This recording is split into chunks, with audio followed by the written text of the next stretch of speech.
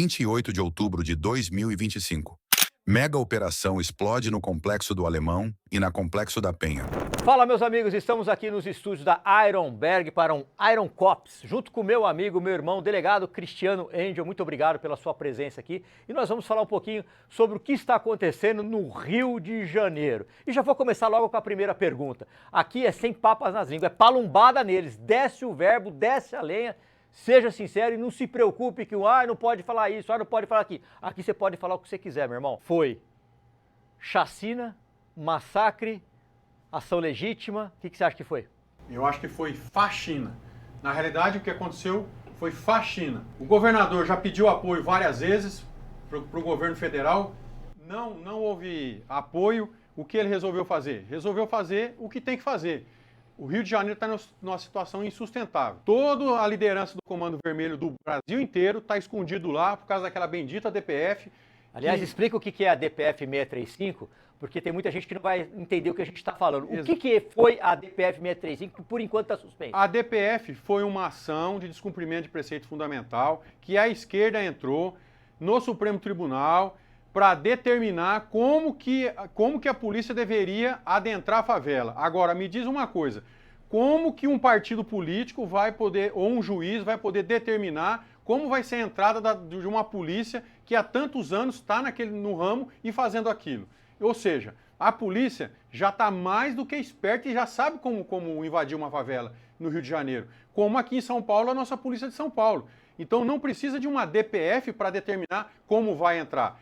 Só que essa DPF, ela pede para que você cite... Tem que avisar o Poder Judiciário. Aí o Judiciário, sentadinho lá, com o rabinho lá, entra na cadeira, vai decidir. Não pode, não pode. Como assim? O operador lá de Força de Segurança, o policial, o soldado, o cabo, o sargento, o delegado, o investigador, é ele que conhece aquele ambiente. Não é um juiz num ar-condicionado que vai falar assim, não, você não pode entrar agora, você pode entrar amanhã. Não é desse jeito. Vamos colocar um exemplo rapidamente aqui, só para vocês entenderem. Uma moto roubada. Vai o indivíduo, bate na delegacia. Olha, minha moto foi roubada, eu não tenho dinheiro para fazer o seguro, mas eu coloquei ali um rastreador. Estou pagando 60 meses, 5 anos. Aí o juiz, o delegado vai falar assim, não podemos fazer nada, não dá para fazer nada. Como não dá para fazer nada? Não, porque agora para subir no morro lá eu preciso de autorização do Poder Judiciário. Precisa avisar 10 órgãos para poder subir. Exatamente. E aí até lá a sua moto já foi desmontada. Como é que fica esse trabalhador que ganha um salário pequeno, pequenininho? Como é que ele fica, cara? É foda pra caramba, gente. A gente está sendo comandado por gente que não entende nada de segurança pública. O que você acha sobre isso, delegado Cristiano Engel? Eu acho isso um absurdo, porque a polícia tem que ter autonomia para trabalhar e tem que ter segurança jurídica. Esses policiais que subiram são heróis. Agora vão querer montar isso, montar aquilo, ir para cima do governador. Ele fez o que tinha que ter feito. Aqueles indivíduos receberam os policiais a bala. E como que você entra para cumprir mandado de prisão da justiça? Ou seja, nós vamos lá cumprir mandado de prisão e cumprir mandado de busca. Ou seja, o juiz manda a polícia ir lá. Aí para você ir, você leva um efetivo enorme para ir. Chega lá, você é recebido a bala. Você tem que subir. Chega o absurdo no território brasileiro de você, para cumprir uma decisão judicial, você tem que usar 30 caveirão para poder subir o morro, 30 caveirão e 2.500 pessoas, 2.500 operadores para poder subir e cumprir mandado de polícia, mandado de judicial. O que eu pergunto? Isso é ofensa ao Estado Democrático de Direito, Palumbo. Aquela região, aqueles moradores não pertencem mais ao território nacional. Aquele território pertence ao Comando Vermelho. Será que o Exército não está percebendo? Será que as autoridades não estão percebendo que aquilo ali foi raptado, que aquilo é uma questão de soberania nacional? Pois é, por falar em Exército, foi solicitado, né, o presidente da República ele poderia decretar a lei da garantia e da ordem, mas não quis fazer isso, quer colocar as Forças Armadas. Aliás, tem um decreto em vigor, inclusive, de ano de 1944, que ainda está em vigor. Então, se tem uma base da Aeronáutica, da Marinha, do Exército, perto de uma comunidade, a 1.320 metros. É área militar. Eles podem fazer o patrulhamento, mas eles não querem. Eu, como deputado, fiz até uma indicação, junto com o Sargento Portugal e o Sargento Faur. Vamos indicar isso, que é um instrumento legislativo que a gente tem, para mostrar para a autoridade, faça isso aqui. Cagaram cagaram, esse governo federal não quer isso. Agora que está tendo a COP30, não, agora precisa da gente decretar isso aí, porque é importante ter o exército na rua. Cara, isso é muito absurdo, cara. Isso é um erro grosseiro, é gente que está passando pano para criminalidade. Não dá. Para vocês terem uma ideia, no Rio de Janeiro, conversando muito com amigos meus de lá, eles colocam uma barricada, a viatura vem, tira a barricada, passa, coloca de volta para assumir o comando, para assumir o posto. Isso no dia a dia normal. No dia a dia normal, para assumir a unidade polícia pacificadora. Ou então, olha o que eles fazem, é absurdo isso. Quem me falou isso foi o sargento de Portugal, que é policial linha de frente. Palumbo, delegado Palumbo, vocês não acreditam, ele vem com a viatura, o traficante vai até a viatura, olha para dentro da viatura para ver se tem alguém, são os mesmos policiais, e fala assim, são os mesmos policiais, pode subir. Aí ele sobe até a unidade de polícia pacificadora, e lá ele fica recluso, não sai para nada. Se ele precisar ir numa padaria, ele tem que tirar o colete, deixa o armamento lá, faz um sinal, o traficante, o que é, mano? Pode ir lá, eu quero ir na padaria, pode ir. Cara, isso aí é um esculacho total. Agora, por que tem unidade de polícia pacificadora? Porque na maioria desses casos, isso aqui é informações de policiais, na maioria das comunidades onde tem a unidade de polícia pacificadora, é comandada pelo Comando Vermelho. O Comando Vermelho tem uma treta com o 3º Comando Puro, Sargento Portugal que... E com as milícias. E com as milícias. Se tirar a unidade de polícia pacificadora, o que vai acontecer? Vai ser uma guerra entre facções. Se tiver a unidade de polícia pacificadora lá no meio, vai ser uma guerra contra o Estado também. O Estado tem que fazer alguma coisa. Agora, por que se manter esses homens lá? A culpa não é de soldado, cabo, sargento, não é de tenente, não é de coronel. Cara, a culpa é de quem está lá em cima mesmo. Que deixa essa... A de coronel até é. Dos delegados também até tem culpa nisso daí, porque permite uma aberração dela. Porque o policial tem uma escala boa. Pô, pelo amor de Deus, o policial tem que ter... Todos os policiais têm que ter escala boa e todos os policiais têm que ganhar bem. O que você acha sobre isso? Eu acho que essa operação, ela demonstrou uma coisa que eu já tinha perdido a esperança. Eu falava, não, o tráfico está mais forte do que a polícia e já dominou, principalmente do jeito que você falou, que é no dia a dia lá. Só que com uma operação dessa, nós percebemos que o Estado é infinitamente mais forte, que o Estado, quando quer, entra em qualquer lugar e faz o que tiver de fazer. E outra, o Estado, a polícia fez isso sozinha lá no Rio de Janeiro. Imagina se tivesse apoio da Polícia Federal, da Polícia Rodoviária Federal, do Exército com os blindados, com esteira que sobe e rompe barricada. Imagina se tivesse operação, se tivesse coordenação. Isso foi feito só com a polícia e o GAECO. Agora imagina se tivesse mais operadores da segurança pública, o que não ia fazer? E por que você Daqui para o final do ano limpar os traficantes. Por que você acha que o governo federal não quis prestar o apoio quando solicitado? Porque põe o boné do CPX, pô. Põe o boné do CPX. Para bom entendedor, pinga letra. Põe o boné do CPX, aí não vai querer que eu vou contra esses caras. E o que você achou depois que aconteceu tudo isso do ministro da Justiça, o Lewandowski, o mesmo criador da audiência de custódia, ir até lá e falar que vai montar um escritório lá? Para colocar peritos, colocar a Polícia Federal à disposição. Por que não foi antes, pô? Vai colocar perito para querer ferrar os polícia. Porque outra coisa. É isso! Outra coisa, os bandidos que foram neutralizados no mato. Quem tirou, mexeu nos corpos e levou deixou daquele jeito de cueca. Tirou a roupa dos caras e deixou de cueca. E por que tirou a roupa e deixou de cueca? Aquilo ali é para impressionar não só internamente, como externamente. Aquilo ali é para a ONU vir e falar, nossa, olha o que está acontecendo no Brasil, olha o que está acontecendo no Brasil. Por que não põe os caras tudo camuflado? Foram apreendidos 90 fuzis. 90 fuzis. Não foi guarda-chuva não, hein? E dentro desses fuzis, tinham fuzis cubano e venezuelano, que o delegado olhou lá e contou os fuzis e falou, esse fuzil aqui é da Venezuela e esse fuzil é cubano. Coincidência, hein? Que coincidência. Ou seja, e tem gente treinando os... Eu ia falar narcoterroristas, mas não são narcoterroristas, agora eles são vítimas dos usuários. Tem gente treinando as vítimas dos usuários lá, porque essa operação, ela foi diferente. Geralmente, quando a polícia entra, o pessoal lá embaixo, linha de frente, troca tiro com a polícia, até o urso, o tal do DOCA, né, que é o urso, até a liderança fugir. Depois que a liderança fugir, eles fogem também e a polícia entra normalmente. Dessa vez eles resistiram o dia inteiro trocando tiro. Então como que a letalidade não vai ser maior? A letalidade vai ser maior porque a resistência foi maior. Agora, o que a população quer, o ministro quer, que nós vamos entrar lá, nós estamos tomando tiro, então agora chega, vamos embora que nós estamos tomando muito tiro. A polícia não é assim. Eles acham na cabeça deles que a polícia entra, pega o fuzil e já sai matando. Ele, na cabeça desses abençoados, iluminados, esses extraterrestres aí, porque não é possível, não vive no Rio de Janeiro, não mora no Brasil, não é possível um negócio desse. Eles acham que a polícia, correu, atirou. Morreram 4, porra! 4 morreram lá!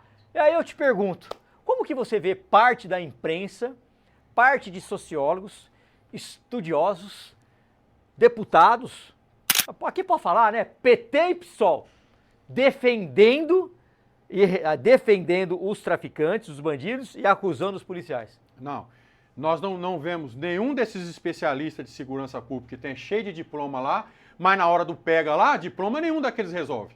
Só quem resolve é o operador que está lá, que sabe o que está fazendo.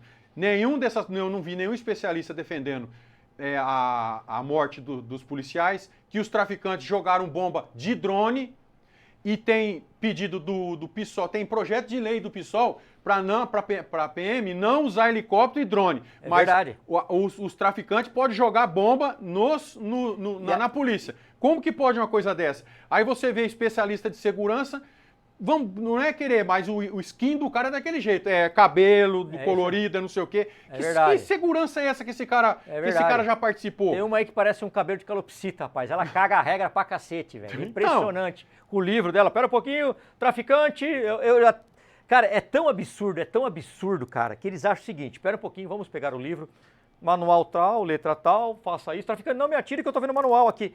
Meu, vocês estão de brincadeira, não funciona assim não. E a situação só não tá pior, eu faço parte da Comissão de Segurança e Combate ao Crime Organizado, só não tá pior, delegado Cristiano, porque quando chegam esses projetos absurdos lá na comissão, a polícia não poder usar helicóptero, a polícia não poder usar drone, a gente barra.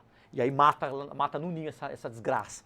Porque senão eles iam colocar isso para frente e ia passar. Só que eles não falam absolutamente nada, esses canalhas hipócritas, sobre os traficantes que colocaram bomba no drone e atacaram na população. Porque a polícia está lá no meio da população, subindo. A população está lá, tem casa lá. Eles não falam nada, ficam quietos. É por isso que eu fico tão revoltado e fico com os nervos à flor da pele, entendeu? Me altero até porque eu fico revoltado com isso. Eu queria que você me respondesse agora, mas com toda sinceridade, porque você, além de delegado de polícia, é um cara muito estudioso. Você acha que as facções do Brasil deveriam ser consideradas como terroristas?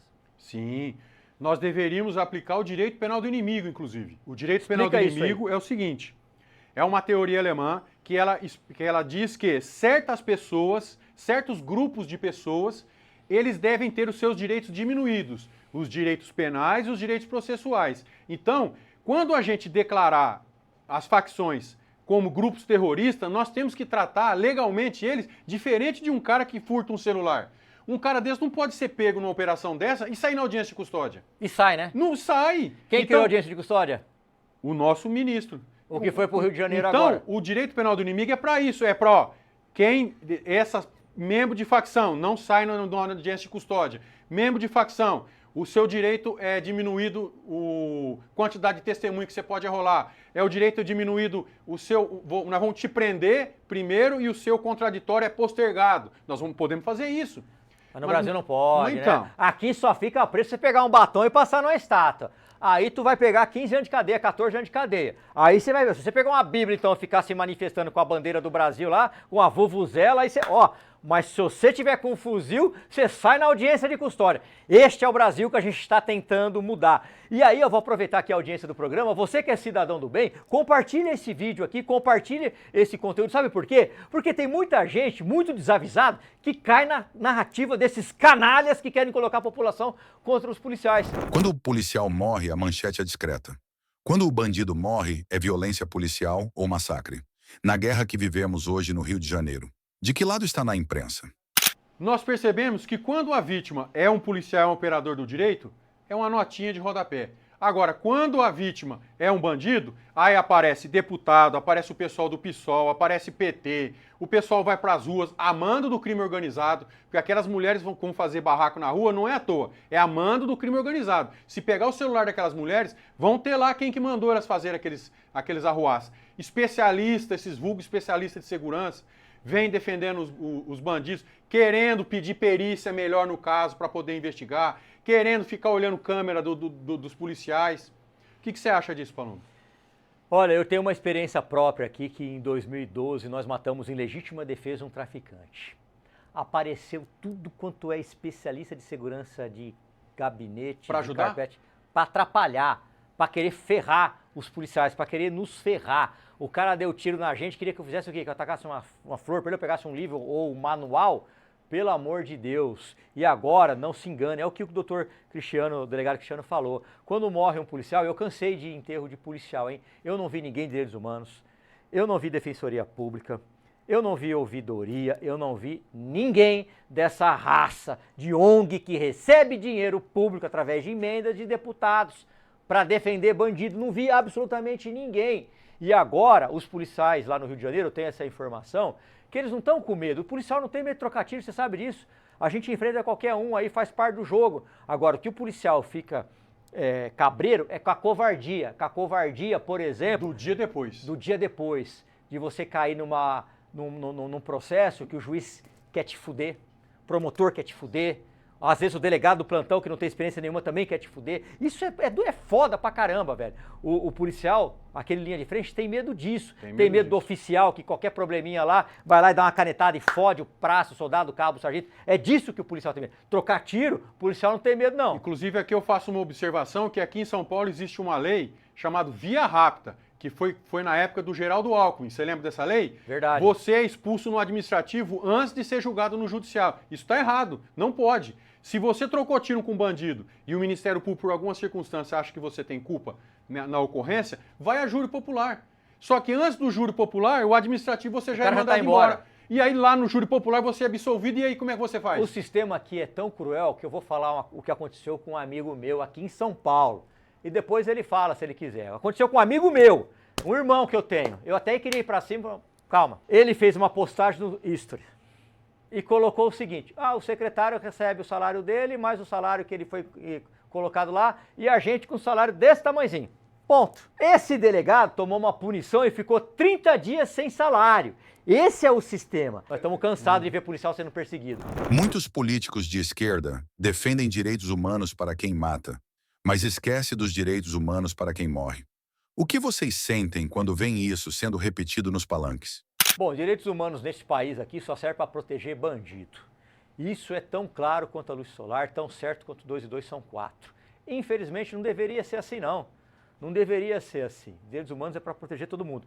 Como eu acabei de falar, eu nunca vi ninguém dos direitos humanos em velório de policial para perguntar o que a viúva precisa, para perguntar se tem filhos, o que precisa, será que o Estado vai pagar o seguro? Vamos ficar do lado de vocês. Não, agora se morre um traficante, essas merda aparecem de tudo que eles brotam. Eles brotam do esgoto e aparecem no rabo do policial. É isso que acontece. Os direitos humanos seriam para todas as pessoas, inclusive para os bandidos também. Eles devem ter os direitos deles preservados, o que aconteceu, o que não aconteceu. Tudo bem, nós somos abertos a ter uma investigação sobre todos os fatos, principalmente um fato desse que aconteceu no Rio de Janeiro, mas isento. Não com a mentalidade já de querer pegar o polícia, de querer ferrar o polícia, porque o que foi feito ali no Rio de Janeiro não ficou claro. Quem tirou aqueles corpos e trouxe para a rua cometeu fraude processual, não poderia mexer nos corpos. Verdade. Aquele corpo é produto de crime, não poderia ser mexido nos corpos. Do local. Ter tirado do local. Aquilo ali atrapalha a investigação e atrapalha a perícia. Agora, essa perícia vai ser feita com isenção ou vai ser feita mediante pressão? Vocês estão entendendo por que o ministro Lewandowski, aquele que entende tanto de segurança pública quanto eu entendo de veterinária? Nada. Esse é o nosso ministro. Ele falou numa entrevista que eu participei, inclusive, estava num programa de TV, ele falou que estava enviando peritos. Ele não quer ajudar as forças de segurança. Ele não quer ajudar a população carioca. Ele quer pegar os... Fortalecer uma narrativa de que os policiais cometeram chacina. É isso que ele quer. É isso. Por isso que ele mandou perito. Vocês estão entendendo a maldade desse povo? Eles precisam de documentar isso. Exatamente, é isso. Por que a mídia em certos grupos políticos parecem ter mais empatia com o criminoso do que com o policial que o enfrenta? Quando foi que o bandido virou vítima e o herói virou vilão? A mídia tem nos passa a impressão de que o bandido é a vítima e o herói é o vilão. Eu tenho uma ideia de que, devido ao período do regime militar, eles todos jornalistas, esse pessoal de esquerda, eles têm uma noção eles são contra uma autoridade, eles não gostam de ter uma autoridade, porque eles têm raiva do regime militar. Então eles querem descontar isso no policial hoje, que não era nem vivo na época do regime militar. E eles ficam com essa perseguição, porque para mim é uma perseguição contra o policial, Paulo. O que você acha? É a mesma coisa que você, né? Eles querem a desordem, o caos, querem o povo sem cultura para poder comandar. Aí põe os programas de televisão que a pessoa que tem um pouquinho de inteligência sequer consegue assistir e sempre vai levando para o viés político ideológico dos anti-horários. Falando uma pá de absurdo, colocando o bandido como herói, como ele falou, e o policial como um algoz. Os policiais não eram nem nascidos naquela época. Os policiais não têm culpa do que vocês ficam narrando daquela época. Os policiais, a maioria, eu posso falar isso com conhecimento de causa, 99% é gente de bem. Assim como 99% de quem mora em comunidade é gente de bem também. Tem erros? Tem. Mas quem atira a primeira pedra, aquele que nunca cometeu um erro, e depois você acusa outra profissão. Você que é da imprensa, que adora ficar acusando as forças policiais, na sua profissão não tem ninguém que erra? É todo mundo perfeito e justo? Entenda uma coisa, quem faz esse tipo de matéria. O policial, ele ganha mal, ele mora na periferia, ele é da quebrada. Quantos policiais negros nós já trabalhamos? Um monte. Um monte de policial negro. Então, para com esse discurso de que a polícia é racista, que a polícia entra na favela para matar negro e pobre. Isso não existe. A polícia, ela reage a uma injusta agressão e pronto. Delegado Cristiano, foi uma honra receber você aqui nos estúdios da Iron Bag para um Iron Cops. Muito obrigado, foi uma honra. E vamos agora para o próximo quadro.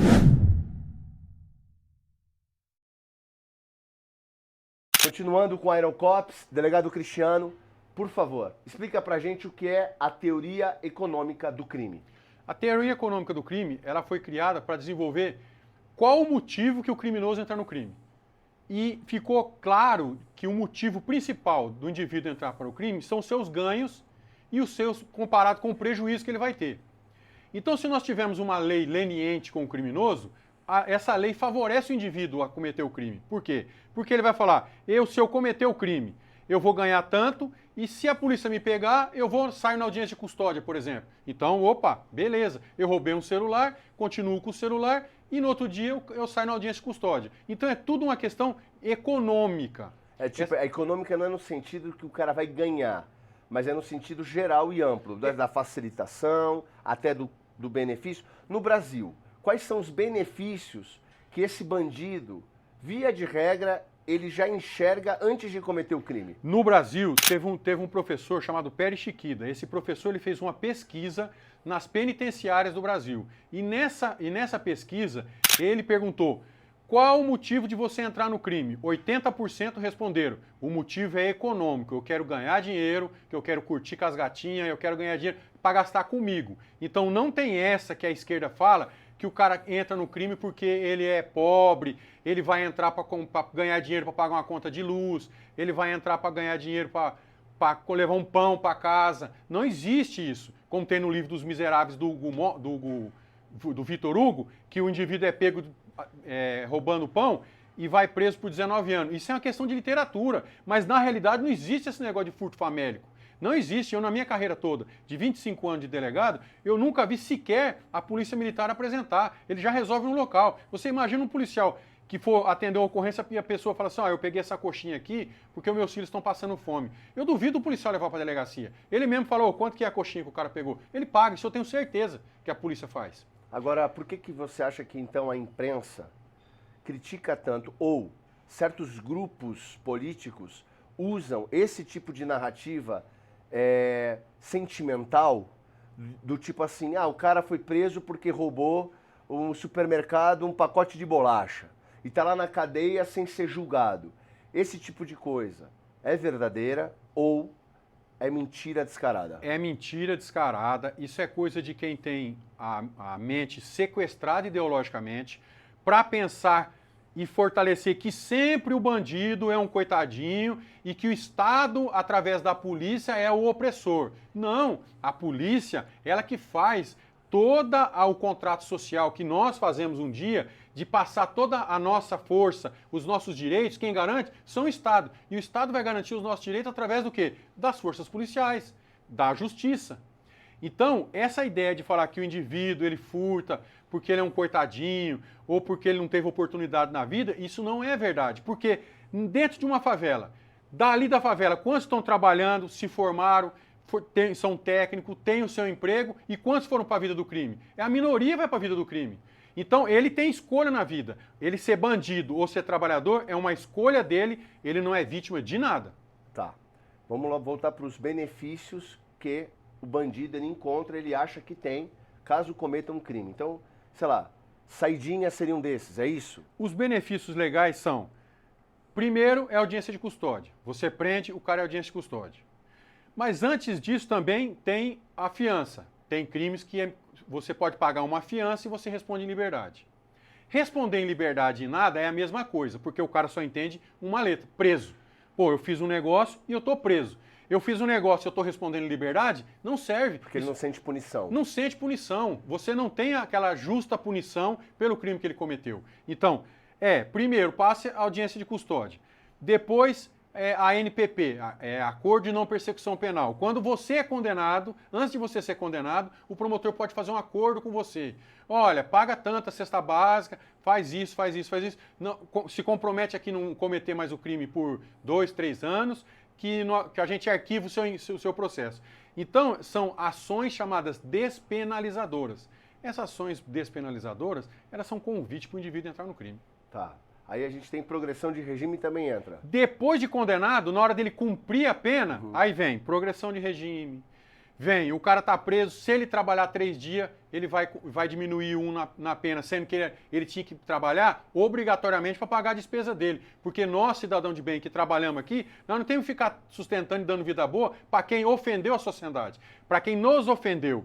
Então, se o cara estava aqui, tinha todos os direitos dele preservados, aí ele, por opção dele, como eu disse, ele resolveu ofender a sociedade, então ele que arca com as consequências, paga a despesa dele. Mas tem bolsa para o presidiário, eu estou errado? E tem bolsa para os familiares que ficaram fora. Então tem um bolsa presidiário para os familiares que ficaram fora. Se ele estava trabalhando cadastrado, e mesmo assim, isso acontece muito, tá? Do indivíduo ter um trabalho, só que ele comete crime também. Se ele estava registrado e ele for preso, a família vai continuar recebendo o salário dele pelo INSS agora. Esse é o bolsa de presidiário. Então, dentro da teoria econômica do crime, o bandido ele vai olhar todo esse cenário e vai dizer, todo cara, esse favorecimento. Vou roubar, posso lucrar com o meu roubo dessa forma. Se eu for pego, ele vai fazer um outro cálculo. Ainda vou ter esse benefício, esse benefício, esse benefício. Minha família vai ficar desamparada também? Não, porque eu vou ter o auxílio reclusão. Então, na cabeça do bandido aqui no Brasil, ele pensa assim, no Brasil, o crime compensa, aquela famosa frase. Exatamente, o Brasil, o crime compensa, e a teoria econômica do crime, com pesquisas, dados numéricos, comprovou isso, que o presidiário pensa dessa forma. Então, a gente pode dizer assim, completando a frase, no Brasil, o crime compensa porque o Estado recompensa o criminoso. Exatamente, exatamente. E um dos quesitos dessa pesquisa é, se no Brasil tivesse prisão perpétua, você voltaria a cometer crime? 80% falaram não. Então, se no Brasil a gente tiver prisão perpétua, diminui 80% da criminalidade. Isso não seria excelente? Seria excelente, porém, como nós vemos, uma batalha midiática e política que parece, a gente não consegue entender as motivações, que querem colocar sempre as forças policiais, que incrivelmente é a representação do Estado como criminosos. É uma inversão tão louca, tão esquizofrênica, que é o que eu digo para vocês, né? Tem esperança ao Brasil, delegado? Curto prazo e médio prazo eu não vejo esperança. Coisa assim de uns 10 anos eu acho que não tem como mudar isso. Isso vai ser uma alteração legislativa de vários tempos. A gente tem que mudar muito a legislação, fechar, mas só que para mudar essa legislação, nós precisamos de parlamentares comprometidos com essa causa, porque se você não tiver parlamentar comprometido com essa causa, você vai ter parlamentar comprometido com a causa dos vagabundos. Aí o que acontece? Aí a legislação vai ser o quê? A polícia não pode entrar com um helicóptero na favela, só que o vagabundo pode jogar... drone com bomba. Drone com bomba. Isso é então, absurdo. Se a legislação vier para amarrar a mão do policial, ferrou. O que nós precisamos é de uma legislação que libere o policial para trabalhar e dê segurança jurídica para ele para o dia seguinte, para que ele não venha responder em corregedoria, para que ele não venha tirar dinheiro da própria família, ter que fazer um financiamento. Eu já vi colega que pega o carro, refinancia o carro para poder pagar um advogado de uma ocorrência que ele participou. Inclusive, fala uma coisa para nós. Eu tenho amigos policiais que uma vez relataram para mim, eu falei, não é possível que seja dessa forma. Eles disseram, infelizmente, é. Então eu queria ouvir do senhor essa confirmação. Se um policial ele estiver trabalhando, uma função, e de repente está numa perseguição, ele está dirigindo a viatura, e por uma infelicidade ele bate a viatura naquela perseguição. É o policial quem paga? O policial tem que pagar a viatura para poder arquivar o processo dele na corregedoria. Você vai ficar em duas situações. Você bateu a viatura, vai instaurar um procedimento na corregedoria. Se você pagar a viatura e consertar ela, o procedimento morreu. Arquivou, você saiu livre dessa. Se não, você vai ter que gastar dinheiro com advogado para te defender e uma defesa que talvez você não consiga ganhar. Então fica mais fácil para o polícia pegar um empréstimo, fazer um financiamento e ir lá e pagar a viatura. Agora é interessante. Mesmo trabalhando e em perseguição. É interessante porque em trabalho nenhum, né, em função nenhuma nesse país, A esse iniciativa tipo de privada coisa, não é assim. lógico que não, é proibido, seria um crime contra Claro. o trabalhador. Claro. Então o Estado não vê nem o policial como um trabalhador, vê o policial como um escravo dele. Exatamente. E eu acho que se o policial ele participa de uma ocorrência, ele não tem que gastar dinheiro para pagar advogado, porque ele estava representando o Estado. Claro. Então é o Estado, através da sua procuradoria, que deveria, através dos advogados do Estado, que deveria advogar para o policial. Ele não precisaria gastar dinheiro com o advogado próprio se ele não. Uma coisa, uma briga particular. Ele estava paisano particular num bar, brigou, é problema dele, o Estado não tem nada a ver com isso. Agora, você fardado, vai numa ocorrência, e nessa ocorrência gera um processo judicial. É isso que eu falo, segurança jurídica, o Estado tem que vir e falar, opa, nós vamos pagar o seu advogado, nós vamos fazer a sua defesa, porque você estava agindo a nosso favor. Às vezes você está cumprindo um mandado de prisão do judiciário. Sabe o que mais me incomoda? E é uma coisa muito triste, você que está ouvindo esse programa, abra seu coração e pense sobre isso. Ficou muito comum essa frase, atentado contra o Estado Democrático de Direito. Ficou muito comum. E aí o pessoal da política, os juízes, dizendo essa frase o tempo todo, atentado contra a democracia porque atentaram contra o governo.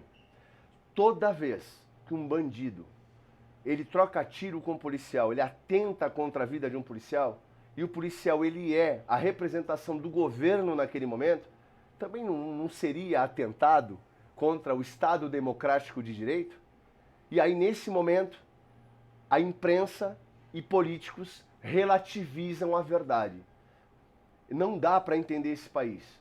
Você que está vendo esse programa, você tem obrigação, como cidadão, de levantar a sua voz em defesa dos nossos heróis policiais. Porque quando nós precisamos, eles são a nossa ponta de lança, a nossa garantia, aqueles heróis que dão a vida, estão dispostos a entregarem a própria vida em favor da sociedade, que na maioria dos casos não os honra.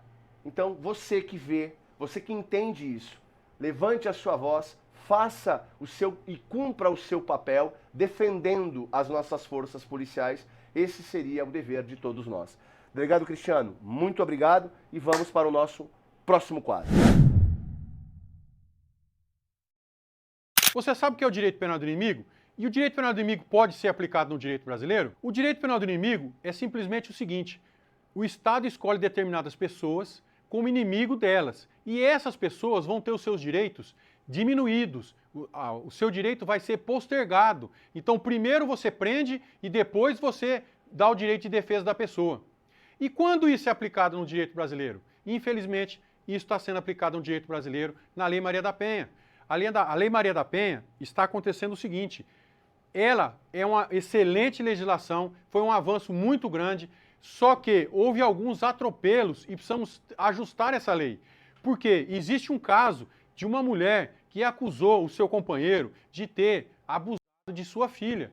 E esse cara foi preso, foi violentado por 60 prisioneiros e, além de tudo, pegou AIDS na cadeia, pessoal. Então, nós temos que resguardar os direitos das pessoas. Então, o indivíduo, ele tem que ter a presunção de inocência, ele tem que ter respeitado o seu devido processo legal, tem que ser feito prova, tem que ser feito tudo. Hoje em dia, a Lei Maria da Penha, ela não permite nem que a gente, o operador do direito, nem que eu questione a mulher sobre o que ela está falando. Por exemplo, a mulher vem na delegacia e fala, eu fui agredida no rosto, mas ela está apresentando lesões no braço. Eu não posso nem questionar isso. Você está com lesão no rosto, você está falando que foi lesionado no rosto, mas você está com lesão no braço. Nem isso a lei permite, porque a lei vai falar que eu vou estar revitimizando ela. Isso não é verdade. Eu só estou querendo esclarecer o fato. Então a legislação foi um avanço, sim, foi um avanço, só que do jeito que está, precisa melhorar bastante para que nós não cometamos injustiça com as pessoas, principalmente com os homens, que por picuinha de mulher fica atribuindo crime aos homens indevidamente. A teoria do crime, nesse caso, também acontece por mulheres utilizarem na Lei Maria da Penha? E vejam vocês que o direito penal do inimigo, ele não é aplicado ao contrário, para uma mulher que faz uma injusta acusação contra um indivíduo. Ou seja, a Lei Maria da Penha, ela foi um avanço, só que para mim seria um avanço ideal se ela servisse também para defender os homens, se fosse uma lei igualitária, como diz na Constituição, que todos nós somos iguais perante a lei. Quais são as excrescências da Lei Maria da Penha que têm prejudicado homens vítimas de falsa acusação? Eu, como delegado de polícia, uma mulher chega na delegacia, ela alega que apanhou no rosto, só que você vê que os ferimentos têm no braço, indicando talvez uma lesão de defesa. E o que eu não posso perguntar para ela, questionar, olha, você não tem lesão no rosto, você tem lesão no braço, porque a lei fala que eu vou estar revitimizando a vítima. Quer ver outro exemplo? As medidas protetivas de urgência. Quando você decreta uma medida protetiva de urgência, você não ouve a parte. Você não leva o devido processo legal e não tem a presunção de inocência. Mas nesse ponto, você já afastou o cara da casa, ele já não tem mais acesso aos filhos, às vezes no emprego ele é prejudicado no emprego, a opinião pública já julga ele, já houve um pré-julgamento sobre ele e ele não tem direito de defesa. Ele vai ter o direito de defesa postergado. E às vezes, quando vai ser apresentada a defesa dele, fica claro que nada daquilo que foi alegado pela mulher aconteceu. Pensa comigo você, é justo um homem puxar uma cadeia e ir preso por uma acusação falsa de uma mulher por causa de ciúme ou por questão de divórcio ou porque ela quer levar uma vantagem no divórcio e ela vai atribuir culpa ao homem só para ele ceder no divórcio? Isso não está certo, não tem cabimento. Então, na minha experiência, a Lei Maria da Penha precisa sim de adequações. Nós não temos que... O que eu percebo é que estão aumentando mais os direitos das mulheres. Agora a mulher que é vítima de violência vai poder ser afastada do serviço. Quantas mulheres que vão querer ter uma folga no serviço vai acusar o marido injustamente só para ter folga no serviço? A divisão de bens vai ser diferente. Você não pode ter essa diferenciação. Se você quer ter uma garantia severa na Lei Maria da Penha, dê para os dois, tanto para o homem quanto para a mulher. Essa é a minha opinião. Mais uma vez, pensa bem se fosse um filho seu, um irmão seu, que fosse preso, ficasse preso por uma acusação, por exemplo, de violência doméstica, e na cadeia ele fosse violentado, ele sofresse qualquer tipo de violência lá, que esse mal que fosse cometido a ele fosse irrecuperado. Então nós devemos ter a aplicação do direito penal do inimigo para aqueles homens que eles sim cometem violência contra a mulher, persegue a ex-mulher, não aceita a separação. Para esses homens, a lei tem que ser dura, mas o direito deve ser garantido. A presunção de inocência, o devido processo legal deve ser resguardado sempre. E devemos, de todas as maneiras, avançar na Lei Maria da Penha, para que ela seja sempre justa para ambos os lados. Fala, meus amigos, esse foi o Iron Pops. Agradeço a presença de todos vocês e aguardem o próximo episódio.